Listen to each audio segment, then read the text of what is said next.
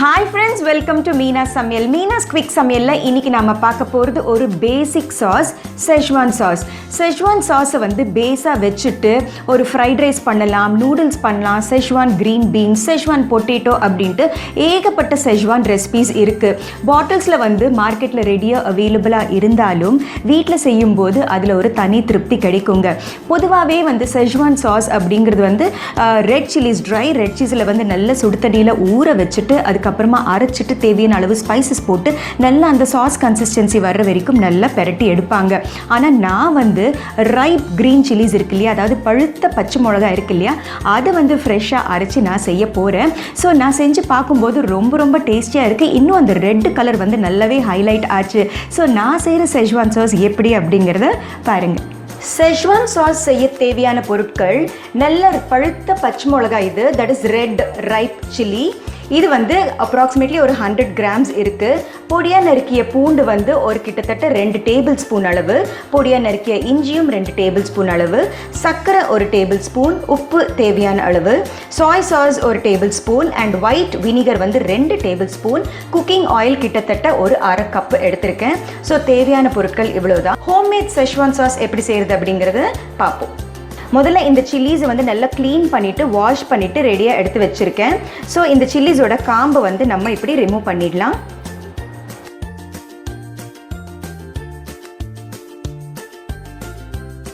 So எல்லா காம்பும் இப்போ remove பண்ணி முடிச்சாச்சு. மிக்சியில் அரைப்படுறதுக்கு சௌரியமாக இருக்கிற மாதிரி சின்ன சின்ன பிட்ஸாக கட் பண்ணிக்கலாம்.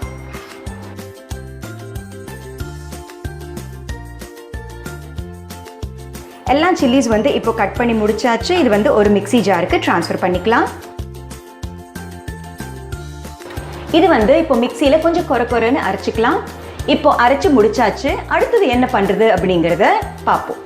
முதல்ல ஒரு பேனை ஹீட் பண்ணிக்கலாம்.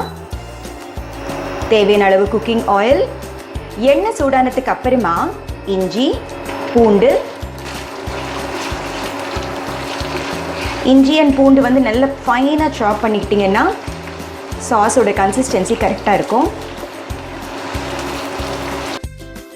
இப்போ பட்டிங்கன்னா பொடியாக நறுக்கிய வெங்காயத்தை கூட சேர்த்துக்கலாம்.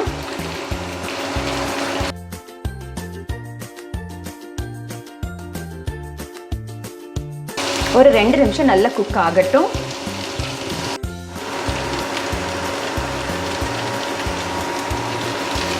இப்போது இஞ்சி அண்ட் பூண்டு வந்து ஆல்மோஸ்ட் ஒரு 5 மினிட்ஸாக வந்து நல்லா சோட்டே ஆயாச்சு. அடுத்தது வந்து இந்த கிரைண்ட் பண்ண ரெட் சில்லிஸை வந்து சேர்த்துக்கலாம்.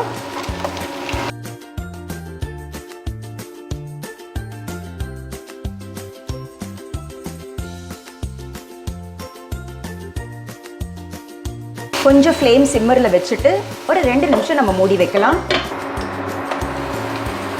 இப்போது ஆல்மோஸ்ட் ஒரு 2 மினிட்ஸாக வந்து நம்ம லிட்டு க்ளோஸ் பண்ணி வச்சுருந்தோம். அடுத்து மிக்ஸி வாஷ் பண்ண வாட்டரை வந்து நம்ம சேர்த்துக்க போகிறோம். அப்ராக்சிமேட்லி ஒரு 1/2 கிளாஸ்.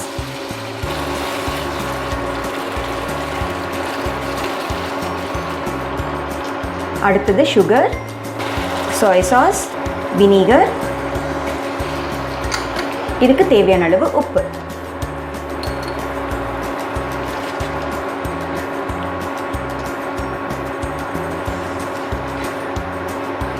ஒரு 2 நிமிஷம் நல்லா பாயில் ஆகட்டும். திரும்பவும் நம்ம க்ளோஸ் பண்ணி வச்சிடலாம்.